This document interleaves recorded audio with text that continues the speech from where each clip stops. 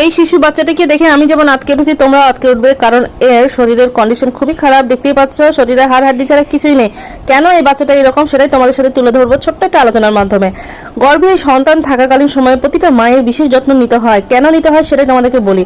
আর কি কি খেলে এইরকম বাচ্চা ভূমিষ্ঠ হবে না সেটা তোমাদের সাথে আজকে শেয়ার করবো। কারণ এই বাচ্চাটা সম্পূর্ণ অপুষ্টিজনিত সমস্যার কারণে হয়েছে। কেন অপুষ্টিজনিত সমস্যায় এরকম হয় আর কি কি অপুষ্টিজনিত সমস্যা কাটাতে কি কি খেতে হবে মায়ের, সেটাই তোমাদেরকে বলবো। ফলিক অ্যাসিড যেটা আমরা শাকসবজি থেকে পাবো, ভিটামিন সি যেটা কমলা বা টক ফল থেকে পাবো, আয়রন যেটা কচু শাক বা বিভিন্ন ধরনের কাঁচা কলা এগুলো থেকে পাবো, ওমেগা ফ্যাটি 3 অ্যাসিড এটা আমরা পাবো বিভিন্ন মাছ থেকে, ক্যালসিয়াম পাবো আমরা দুধ থেকে, এবং ভিটামিন ডি যুক্ত খাবার যেমন ডিম, এগুলা খেলে বাচ্চা অপুষ্ট হয় না এবং সুস্থ স্বাভাবিক বাচ্চা হয়। তাই প্রতিটা মায়ের বিশেষ করে গর্ভধারণ করার সময় এই ধরনের খাবারগুলো বেশি বেশি করে খাওয়া উচিত, তাহলে বাচ্চা সুস্থ ও স্বাভাবিক হবে। ভিডিওটি ভালো লাগলে সঙ্গে থাকবে। আজকের মতো এখানে বিদায় নিচ্ছি। আল্লাহ।